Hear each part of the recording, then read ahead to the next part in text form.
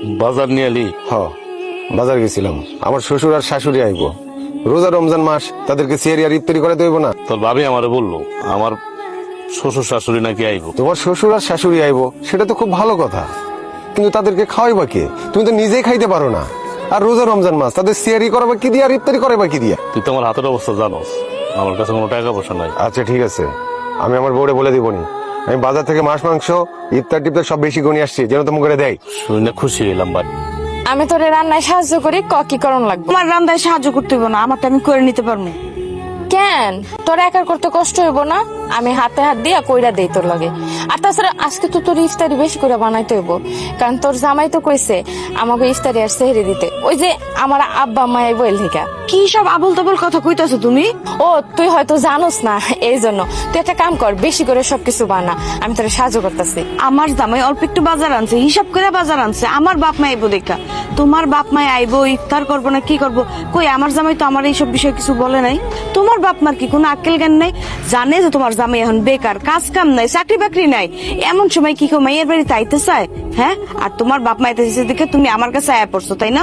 আর তোমার বাপ মার আক্কেল জ্ঞান দেখলে না আমি অবাক হয়ে যাই। রমজান মাসে মেয়ের বাড়ি আউনের দরকার আছে? বোন তুই বুঝতেছিস না, যখন বাপ মা হবি তখন বুঝবি। তারা তো বাপ মা, মন চায় মাইয়ার একটু দেহি। তারা তো খাইতে আইতেছে না, মূলত তারা আইতেছে একটু মাইয়ারে দেখবো কাছের থেকে।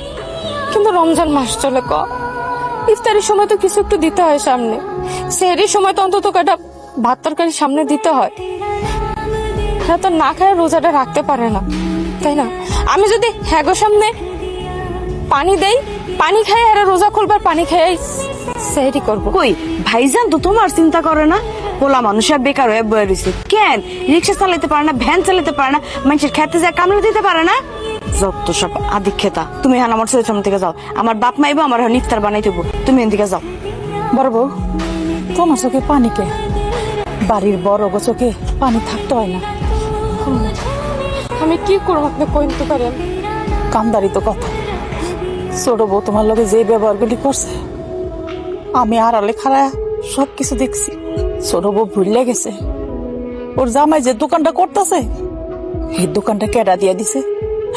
আমার বড় পুতের এখন সে একটু ক্ষণিকের লেগে কষ্ট, কিন্তু আমি জানি আমার এই বড় পুতের কষ্ট আল্লাহ রাখবো না।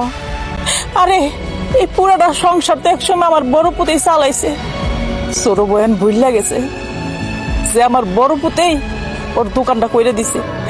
একটা দোকান দিয়া 4-5 দোকানের মালিক হয়েছে, তো পুরানো কথা ভুলে গেছে। আমি জানি আমার বড় পুতের এই কষ্ট ক্ষণিকের। ওই যে উপরালা একজন আছে না, সে সব কিছু দেখতাছে।